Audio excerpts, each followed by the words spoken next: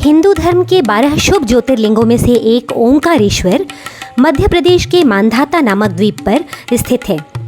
नर्मदा नदी के मध्य बना यह द्वीप ओम के आकार का है, इसीलिए इस पर बने इस दिव्य ज्योतिर्लिंग को ओंकारेश्वर कहा जाता है। आज मैं आपको उसी परम पवित्र ओंकारेश्वर ज्योतिर्लिंग की यात्रा पर लिए चलती हूँ। यात्रा शुरू करने से पहले जल्दी से कमेंट बॉक्स में जाकर हर हर शंभू हर हर महादेव लिखकर हाजिरी दे दीजिए। तो चलिए अब शुरू करते हैं। ओंकारेश्वर महादेव तक आप सड़क, ट्रेन या उड़ान किसी भी माध्यम से पहुंच सकते हैं। ओंकारेश्वर रोड मध्य प्रदेश के प्रमुख बस स्टॉप खंडवा से मात्र 73 किलोमीटर और महू से 48 किलोमीटर दूरी पर स्थित है। अन्य प्रमुख शहर जहां से आप ओंकारेश्वर के लिए सड़क मार्ग ले सकते हैं वे हैं उज्जैन, इंदौर, भोपाल और अकोला। वैसे हम लोगों ने ओंकारेश्वर तक का ये सफ़र शुरू किया अकोला से। अकोला से ओंकारेश्वर रोड बहुत ही सुंदर है। किनारों पर हमें केले के बहुत बड़े बड़े बागान दिखाई दिए। एक के बाद एक बाग देखकर हमारा मन भी बाग बाग हो गया। यहाँ पर मैं आपको बता दूं कि महाराष्ट्र केला उत्पादन में पूरे भारत में तीसरे नंबर पर आता है। अकोला से ओंकारेश्वर करीब 300 किलोमीटर दूरी पर है, तो इस दूरी को पार करने में हमें करीब 6 घंटे का टाइम लगा। ओंकारेश्वर रोड पर आप अपनी पर्सनल गाड़ी से भी जा सकते हैं और प्राइवेट टैक्सी और बसेस से भी जा सकते हैं। एमपीआरटीसी और कुछ private travel companies Omkareshwar road पर सेवाएं प्रदान करती हैं। एमपीआरटीसी की बस सर्विस में ऑनलाइन टिकट्स बुक की जा सकती हैं, जिसका लिंक आपको डिस्क्रिप्शन बॉक्स में मिल जाएगा। जैसे जैसे इस रोड पर हम आगे बढ़ते जा रहे थे, नज़ारे और भी ज़्यादा खूबसूरत होते जा रहे थे। छोटी छोटी शिलाएं दिखाई दे रही थी, छोटे छोटे पहाड़, खूबसूरत खेत और आसमान बहुत ही खूबसूरत। और अगर आप ट्रेन से ओंकारेश्वर जाने का मन बना रहे हैं तो इस ज्योतिर्लिंग से सबसे निकटतम रेलवे स्टेशन जो है वो ओंकारेश्वर रोड है। ओंकारेश्वर रोड रेलवे स्टेशन से ज्योतिर्लिंग की दूरी मात्र 10 किलोमीटर है और भारत के लगभग सभी रेलवे स्टेशनों से इसकी कनेक्टिविटी है। अगर आप फ्लाइट से जाना चाहते हैं तो ओंकारेश्वर का निकटतम एयरपोर्ट इंदौर एयरपोर्ट है, जिसका दूसरा नाम अहिल्याबाई होलकर एयरपोर्ट है। यह ओंकारेश्वर से 77 किलोमीटर दूर स्थित है। बहुत सारी एयरलाइंस भारत के कई हिस्सों से इंदौर तक सेवाएं प्रदान करती हैं। चलिए, बातों बातों में सफ़र कैसे कट गया पता ही नहीं चला। ओंकारेश्वर में प्रवेश करते ही हमें गजानन संस्थान का आश्रम एवं भक्त निवास दिखा।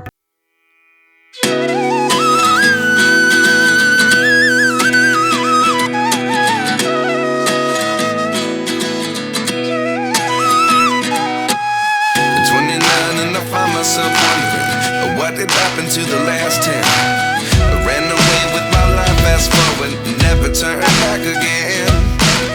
It's kind of funny that the more we pass time, the more we need to set the rewind. And 19 was the year I had to leave you, but now I'm seeing all the signs. Is this really happening? I can't believe it's true.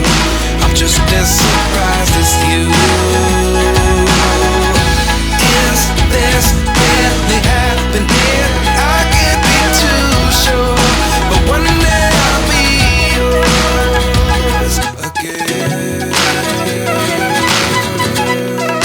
आगे बढ़े और अब हमने अपने लिए Panchavati hotel में triple occupancy room book किया, जिसके लिए हमें 4,000 रुपये पे किए। आप अपने लिए अपनी ज़रूरत के हिसाब से सिंगल या डबल ऑक्यूपेंसी रूम भी ले सकते हैं, जिसके लिए आपको 3,000 से 2,000 रुपये पे करने होंगे।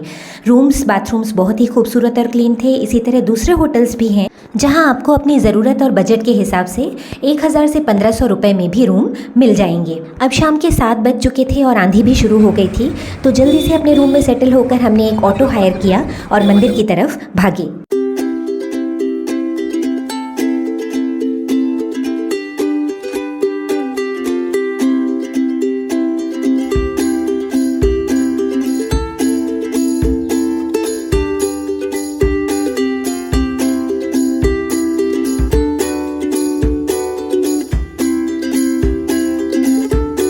मंदिर तक जाने के लिए हमें नर्मदा नदी पर बने इस पुल को पार करना होता है।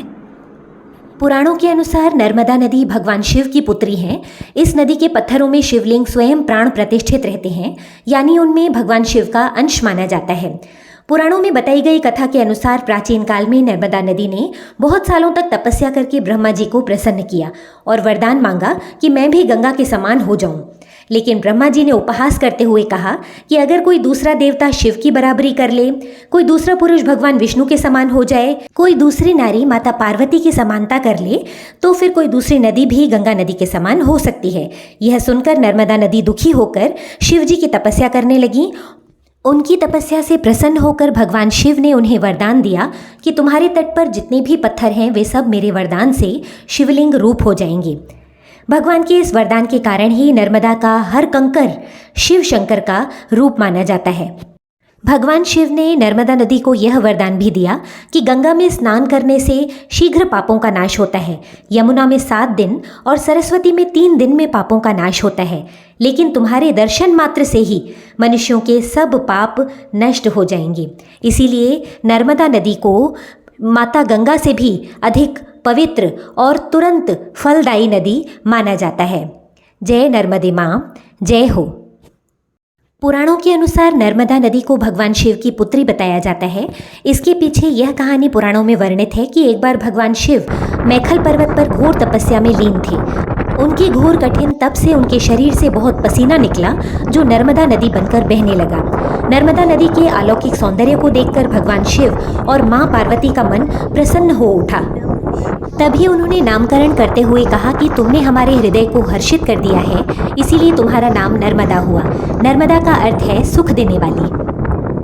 सच में नर्मदा माँ दूर से ही तन मन को सुकून दे रही थीं। इतना प्यारा मौसम और नर्मदा माँ के दर्शन भाग्यशाली लोगों को ही मिलते हैं। अब हमने पुल पार कर लिया था और मंदिर तक जाने वाले मार्ग पर हमें बहुत सारी दुकानें, जहाँ बहुत सारा प्रसाद और पूजा सामग्री आप ले सकते हैं। और ये लीजिए, भगवान की कृपा से मंदिर परिसर में हमने प्रवेश किया।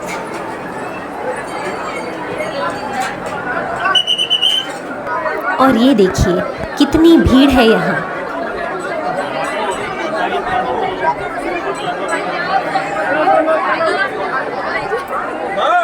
मंदिर परिसर में ही जूते रखने की भी बहुत अच्छी व्यवस्था है। आप यहाँ पर अपने जूते सुरक्षित रख सकते हैं।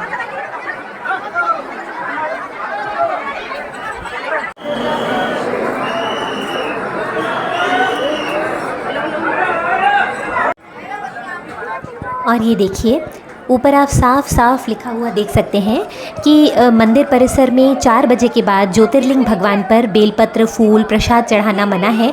इसीलिए लोग अपने प्रसाद और बेलपत्र, फूल इत्यादि को नंदी भगवान की प्रतिमा पर ही चढ़ा रहे हैं। भक्तों की खुशी का अंदाज़ आप उनके द्वारा लगाए गए जयकारों से ही लगा सकते हैं।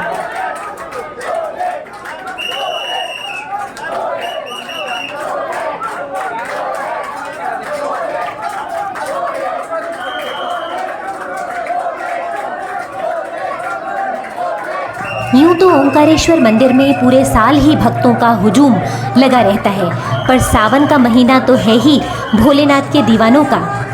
तो ये दीवानगी आप कैसे रोकेंगे? आप स्वयं देखिए अपनी आँखों से कि लोग कितना खुश हो रहे हैं भगवान से मिलने के लिए, उनके दर्शन पाने के लिए।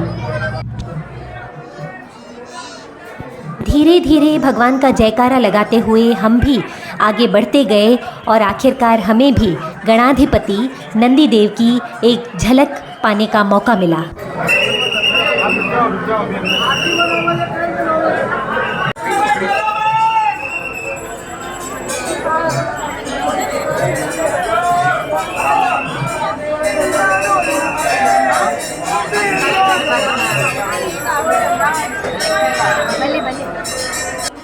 यहाँ दीवार पर हमने 12 ज्योतिर्लिंगों की स्तुति भी देखी, जो स्वयं जगत गुरु शंकराचार्य जी के कर कमलों द्वारा लिखी गई है। मुख्य मंदिर और गर्भगृह के पास ही हमें नंदी जी की एक और प्रतिमा के दर्शन का अवसर मिला। ओंकारेश्वर महादेव यहाँ कैसे विराजे, इसके लिए पुराणों में एक कथा कही जाती है कि राजा मांधाता ने यहाँ नर्मदा किनारे इस पर्वत पर घोर तपस्या कर भगवान शिव को प्रसन्न किया और शिव जी के प्रकट होने पर उनसे यहाँ रहने का वरदान मांग लिया। राजा मांधाता को दिए वरदान के कारण भगवान शिव यहाँ रोज आते हैं और माता पार्वती के साथ चौसड़ खेलते हैं। अब हम प्रवेश कर रहे हैं उस कक्ष में जहाँ भगवान ओंकारेश्वर का गर्भगृह है और जहाँ वे साक्षात स्वयं विराजमान हैं। इतनी भीड़ और आपाधापी में जैसे तैसे भगवान की एक झलक देखने को तो मिली, पर अखियाँ तो अभी भी प्यासी ही थीं। तो फिर हम रुक गए भगवान की शयन आरती के लिए।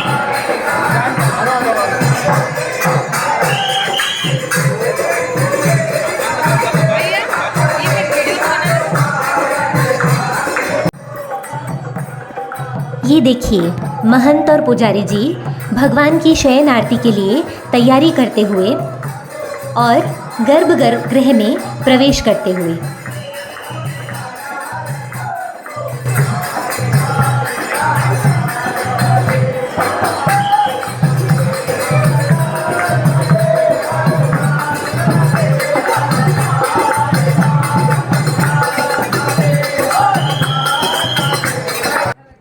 इसी बीच थोड़ा ऊपर जाकर हमने शिवलिंग के एक और रूप पार्वतीश्वर महादेव जी के दर्शन किए। बहुत ही मनोरम और सुंदर दर्शन हुए।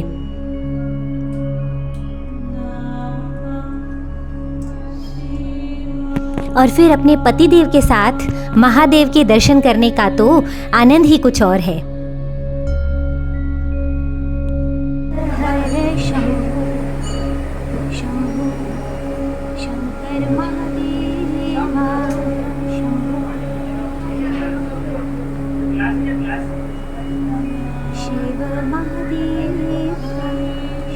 पांच मंजिला ओंकारेश्वर मंदिर की प्रथम मंजिल पर ओंकारेश्वर, दूसरी पर महाकालेश्वर, तीसरी मंजिल पर परमेश्वर सिद्धनाथ, चौथी पर भुवनेश्वर और पांचवी मंजिल पर ध्वजेश्वर महादेव विराजमान हैं।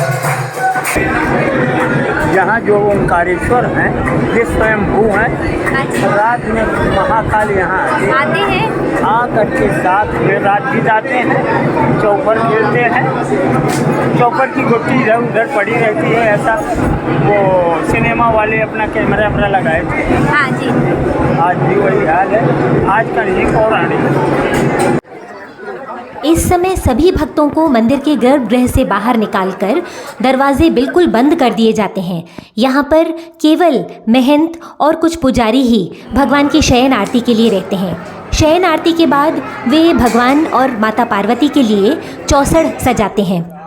हा, जिस दिव्य दर्शन को पाने के लिए भक्तजन लालायित रहते हैं, तरसते रहते हैं, वह चौसड़ दर्शन हमें सहजता से ही मिल गए। भगवान की मुझ पर कोटि कोटि अनुकंपा है कि मुझे उनकी ये चौसड़ देखने का मौका मिला। भक्तों, आप भी भगवान के इस दुर्लभ दृश्य के दर्शन कीजिए और अपने ही जैसे अनेकों श्रद्धालुओं को इनके दुर्लभ दर्शन का लाभ देकर पुण्य कमाइए, जो किसी भी कारण से भगवान के इस दर्शन से वंचित हैं।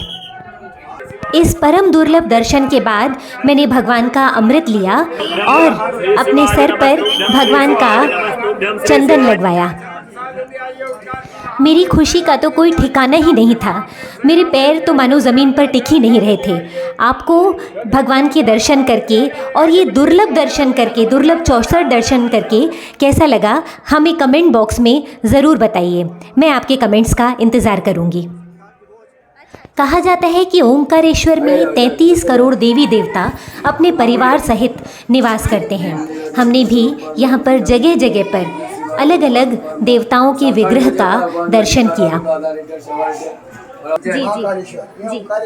ओंकारेश्वर महादेव की इतनी मान्यता है कि आज भी पूरे भारतवर्ष के सभी तीर्थों का दर्शन लाभ करने के बाद आज भी दर्शनार्थी ओंकारेश्वर में यहाँ पर जल चढ़ाने आते हैं, तभी उनके तीर्थ संपूर्ण माने जाते हैं। और ओंकारेश्वर के दर्शन तब पूर्ण माने जाते हैं जब ओंकारेश्वर के दर्शन के बाद ममलेश्वर महादेव के दर्शन किए जाएं, क्योंकि पुराणों में ओंकारेश्वर महादेव और ममलेश्वर महादेव को मिलाकर एक ज्योतिर्लिंग माना जाता है। तो अगली वीडियो में मैं आपको ले चलूँगी ममलेश्वर महादेव की यात्रा पर। तब तक के लिए सभी बोलेंगे श्री शिवाय नमस्तुभ्यम। नमस्तुभ्यम।